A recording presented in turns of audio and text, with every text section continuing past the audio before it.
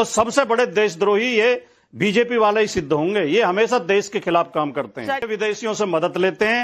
मोदी ने ही सारी देशभक्ति का ठेका ले रखा है। भारतीय जनता पार्टी देशभक्त पार्टी है, जबकि अगर ईमानदारी से हम समीक्षा करें, ये भारतीयों को बेड़ियों में और हथकड़ियों में जकड़ जकड़ के और भूसे की तरह, पशुओं की तरह भर भर के वहां से भेज रहे हैं। मैं एंकर नहीं, मैं एडिटर नहीं, मैं शेरनी आदत है। क्या कुछ हुआ जब राजकुमार भाटी ने कहा पूरी बीजेपी को देशद्रोही?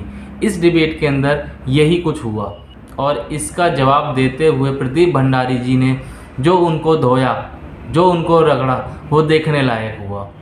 यार, आदमी को ना अपने हिसाब से बोलना चाहिए, सोच समझ के बोलना चाहिए कि किस पार्टी के बारे में क्या बोल रहे हैं। और ये सारी चीज़ें दुनिया जानती है कि कौन सही है, कौन गलत है, कौन राष्ट्र भक्त है और कौन देशद्रोही है। क्या कुछ खास हुआ इस डिबेट के अंदर? आइए चलिए देखते हैं।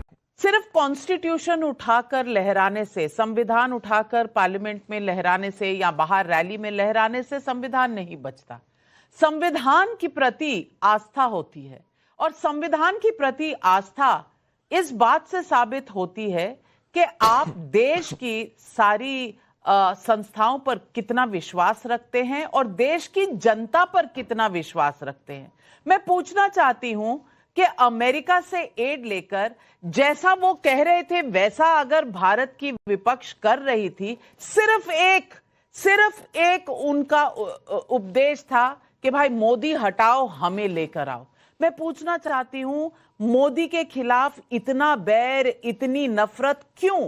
क्या इसके लिए अमेरिका में जहां वोटर टर्नआउट घट रहा था और उसको छोड़कर अमेरिकी एजेंसी यहां पैसा दे रहे हैं, जॉर्ज सोरोस यहां पैसा दे रहे हैं, दाल में कुछ काला नहीं लगता?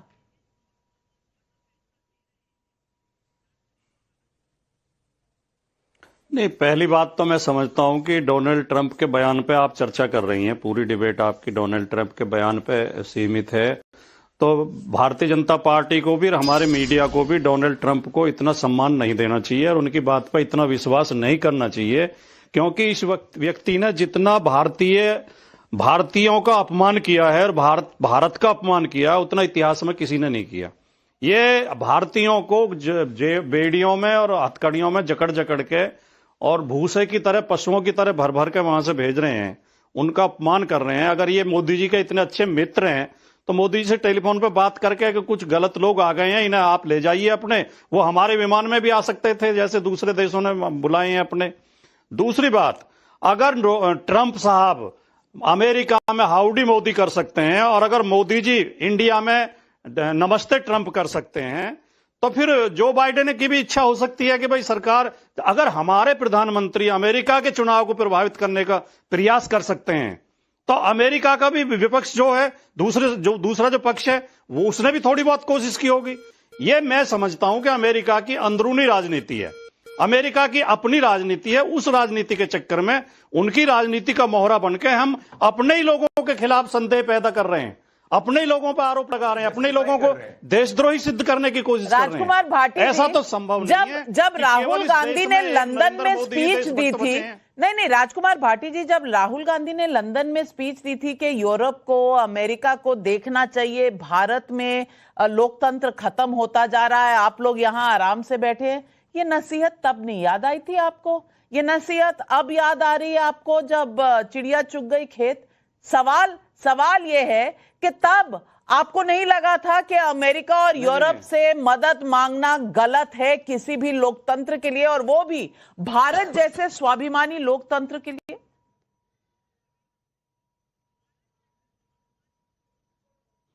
ये इतनी आम बात है नाविका जी। कैसी बात? ये इतनी आम बात है, कोई भी देश ये कहता है तो अंतर्राष्ट्रीय समुदाय से ये कहता है कि हमारे यहाँ लोकतंत्र खतरे में है, हम ही नहीं कह रहे, दूसरे देश भी कहते हैं। पलट की बात ये कोई बहुत बड़ा मतलब जैसा बांग्लादेश के अंदर हुआ था, कहीं जाके अगर हिंदुस्तान के अंदर होने की बात कर रहे थे। इन्हें क्या गंदी आदत है इन्हें, ये प्रदीप भंडारी को कितनी खराब आदत है इनकी। अरे भैया, प्रवचन थोड़ी दो, अरे प्रदीप जी, आप क्यों चिल्लाते हो, गला फट जाएगा। आम बात कैसे हो सकती है? अपने सेहत का भी ख्याल रखो। पलट जैसे बांग्लादेश के अंदर हुआ, डोनाल्ड ट्रंप यूएस के प्रेसिडेंट हैं, कोई प्राइवेट इंडिविजुअल नहीं है। उनका बयान सरकार का आधिकारिक बयान होता है। तो अगर वो आधिकारिक रूप से कह रहे हैं कि तख्ता पलट करने के लिए राहुल गांधी के लोगों ने 180 करोड़ रुपए की फंडिंग ली थी, तो इसकी जांच हम करेंगे, वो फैक्ट्स देंगे। आम बात कैसे हो सकती है? क्या बांग्लादेश जैसे हालात आप हिंदुस्तान के अंदर चाहते हैं क्या? और कैम्ब्रिज एनालिटिका को भूल गए? याद करिए नविका जी, जब इन लोग ने कैम्ब्रिज एनालिटिका का इस्तेमाल करा था,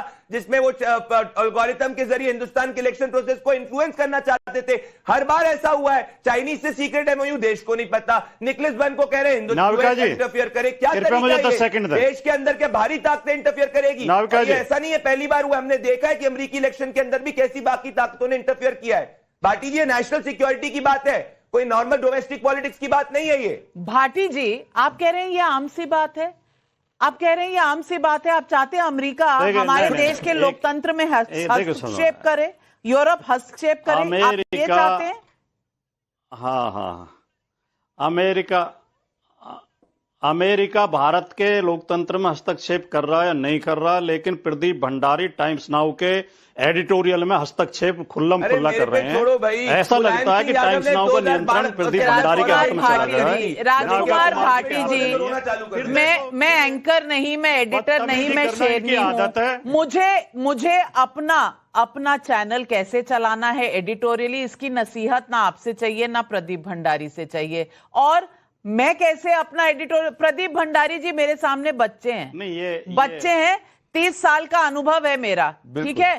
तो आप कम से कम इसकी चिंता ना करें, मैं देख लूंगी, आप अपनी बात करें। नहीं, हमें चिंता करनी पड़ेगी। लोकतंत्र में मीडिया का बहुत बड़ा रोल है। अगर मीडिया को इस तरह नियंत्रित किया जाएगा, आपने एक शब्द नहीं बोला, प्रदीप भंडारी कह रहे हैं 2-2.5 मिनट से भाषण दे रहे हो, चिल्ला रहे हैं बीच में, आपकी डिबेट है नाविका जी, आपको कंट्रोल करना पड़ेगा। आपने मेरे बीच में बोला, मैं एकदम चुप हो गया।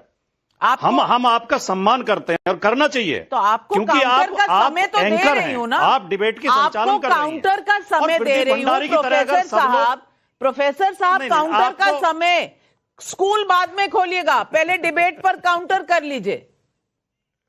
आपको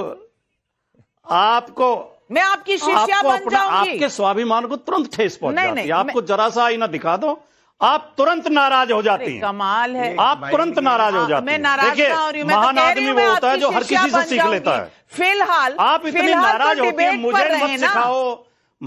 ये आप व्यंग में कह रही हैं। आपने प्रदीप भंडारी को जरा भी नहीं टोका। आप बिल्कुल आस्था जैसे आस्थावान भक्त होते हैं, नहीं सुनते हैं आप इनकी बेवजह की बातें सुनने को चुप बैठ जाते हैं और हमें टोकती हैं आप। हर जगह यही होना होता है जब इनके पास और ये टाइम्स नाउ चैनल के लिए भी अच्छा करने होते तो ये राजकुमार भाटी जी,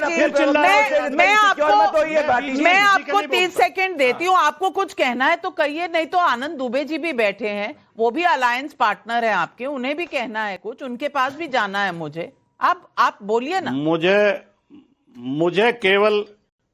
मुझे केवल बहुत विनम्रता के साथ इतना कहना है कि भारतीय जनता पार्टी का आईटी सेल और भारतीय जनता पार्टी का समर्थक मीडिया लगातार ये षड्यंत्र करता रहता है कि सारे विपक्षी देशद्रोही हैं, ये विदेशियों से मदद लेते हैं, मोदी ने ही सारी देशभक्ति का ठेका ले रखा है, भारतीय जनता पार्टी देशभक्त पार्टी है। जबकि अगर ईमानदारी से हम समीक्षा करें तो सबसे बड़े देशद्रोही ये बीजेपी वाले ही सिद्ध होंगे। ये हमेशा देश के खिलाफ काम करते हैं। चलिए, ये हमेशा ये आपकी राय है, बिल्कुल आपको पूरी स्वतंत्रता है ये कहने के लिए, लेकिन मेरे हाथ में यूएस एड का पूरा डॉक्यूमेंट है।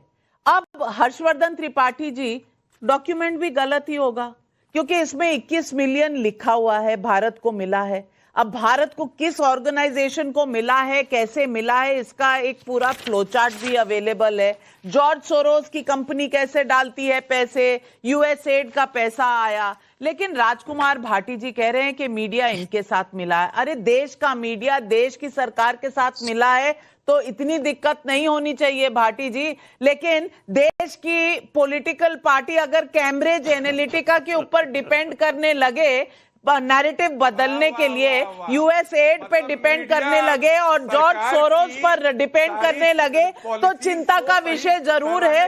हर्षवर्धन त्रिपाठी, है कि नहीं ये चिंता का विषय? आप सरकार की प्रोपेगेंडा में नाविका जी। नविका जी, मैं 2-3 महत्वपूर्ण बात कहना चाहता हूं, उसके बाद मैं कहूंगा। एक तो ये कि जब भाटी जी कहते हैं कि हर डिबेट में विपक्ष को देशद्रोही साबित करने की कोशिश होती है, तो कतई ये साबित नहीं करने की कोशिश होती है, और विपक्ष देशद्रोही है भी नहीं। लेकिन दुर्भाग्य से आज विपक्ष जो हार की हताशा में वो ऐसी गतिविधियां करने लगता है। जब भी जॉर्ज सोरोस का नाम निकल के आता है, कांग्रेस पार्टी बौखला जाती है। कारण क्या है? चोर की दाढ़ी में तिनका, सोचने वाली बात है। पर चलो कोई नहीं, इनका चलता रहेगा, ये एक दूसरे पर ब्लेम करते रहेंगे, खुद की जिम्मेदारी कभी लेंगे नहीं। चलो फिर मिलते हैं नेक्स्ट वीडियो में, तब तक के लिए जय हिंद, जय भारत।